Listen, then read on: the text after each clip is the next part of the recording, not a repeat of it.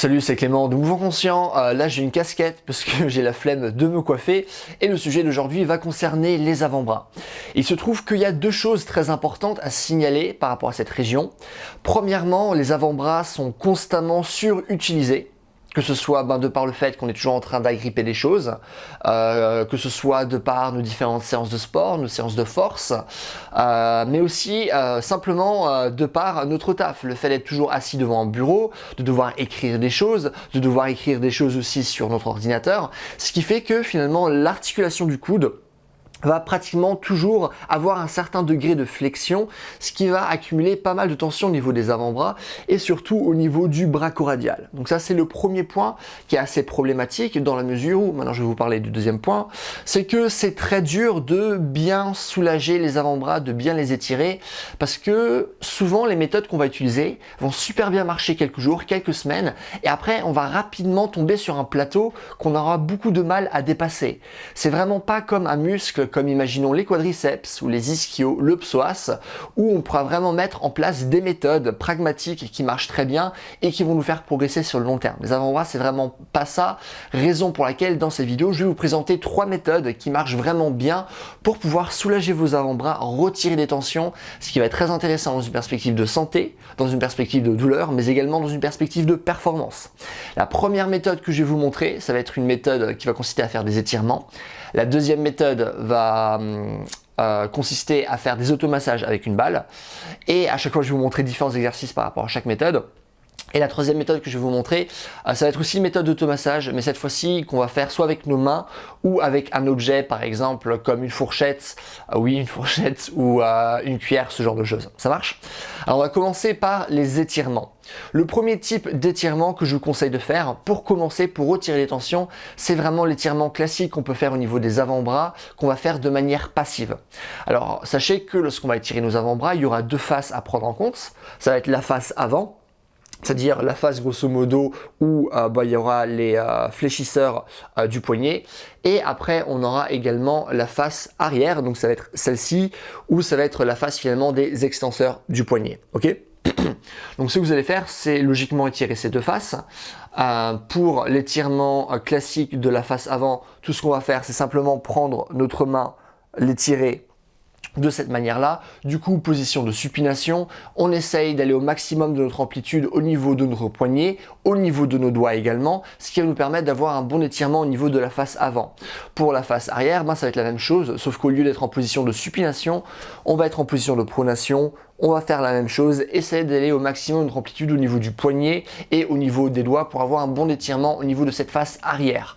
Concernant les étirements de manière générale, ce qui va être intéressant, c'est de tenir chaque position pendant au moins 30 secondes jusqu'à 1 minute et faire plusieurs séries avec un volume d'entraînement de 2 à 3 sessions par semaine. Ça marche si vraiment vous êtes très tendu à ce moment-là. Pour les étirements passifs, ça va pas forcément être le cas pour d'autres méthodes, mais là en l'occurrence ça peut être intéressant de le faire tous les jours, voire plusieurs fois par jour en fonction de votre degré de tension. Ça marche?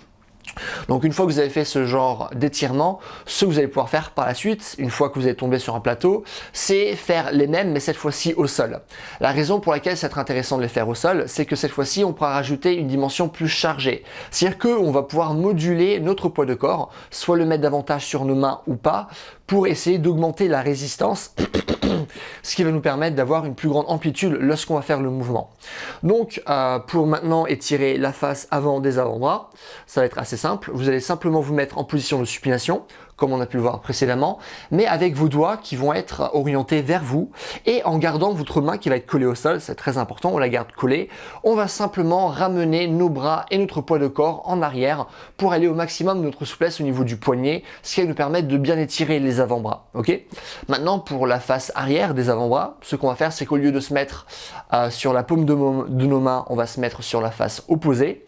Et là, pareil, on va essayer de garder du coup nos mains qui vont être orientées vers nous, la main qui va rester collée au sol, et là bien sûr on va nouveau ramener notre poids de corps en arrière pour aller au maximum de notre amplitude du poignet pour bien étirer les avant-bras, la face arrière des avant-bras. Le seul truc à garder en tête par rapport à la face arrière des avant-bras, c'est que lorsque vous allez faire l'étirement, je veux que vous ayez une rotation externe au niveau du bras. Donc pas une rotation interne, on veut vraiment que l'avant de vos coudes soit orienté justement vers l'avant. Donc on fait vraiment une rotation externe au niveau du bras, toujours en gardant nos poignets dans la position que j'ai prescrite, et en gardant cette position là, vous allez en arrière. Ok ? Donc ça va être la seule différence. Donc ça va être la première méthode. Concernant le protocole d'entraînement que vous pouvez utiliser, ça va être exactement la même chose qu'avec l'étirement passif qu'on a vu tout au début. Ça marche ? Donc ça c'est donc la première méthode que je vais vous montrer. La deuxième méthode va consister à faire des automassages avec une balle. Donc ça vous pouvez vraiment le faire de manière classique, c'est-à-dire prendre une balle, la mettre au-dessus de vos avant-bras et commencer à masser. Donc ça c'est une méthode basique. Une autre méthode que vous pouvez faire, c'est simplement mettre la balle par terre et poser vos avant-bras dessus. Comme ça vous allez pouvoir moduler votre poids du corps pour rajouter davantage de tension, ce qui nous permettra d'avoir un automassage qui va être beaucoup plus profond. Ça marche.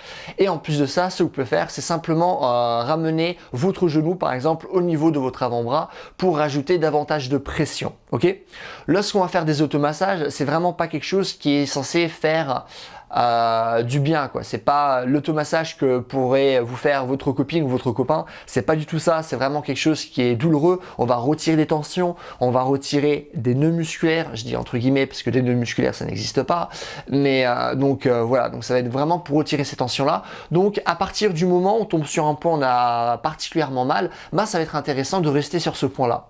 Concernant le protocole d'entraînement que vous allez utiliser, généralement on va faire des automassages de plusieurs minutes, mais le plus important c'est de continuer aussi longtemps qu'on a des résultats en fait. Donc si vous faites par exemple pendant une minute et vous n'avez pas réellement de changement, parce que les changements devraient être assez instantanés, vous devez continuer. Ou ça se trouve vous ne travaillez pas avec une intensité qui va être suffisamment forte. Donc de temps en temps ça peut durer, voilà je fais 30 secondes, c'est bon, je sens que les tensions sont relativement parties, parfait. De temps en temps ça prend 3 minutes, 4 minutes, 5 minutes, ça peut arriver. Donc voilà, là c'est vraiment plus au feeling qu'on va travailler et on va faire ça plusieurs fois dans la semaine. Ça c'est pas quelque chose que je vous conseille de faire tous les jours, mais simplement de le faire 2 à 3 fois par semaine, c'est parfait. Ok ? Donc ça c'est la deuxième méthode. La troisième méthode que je vais vous montrer est une méthode vraiment très intéressante pour décontracter vos avant-bras, pour retirer des tensions, vraiment génial.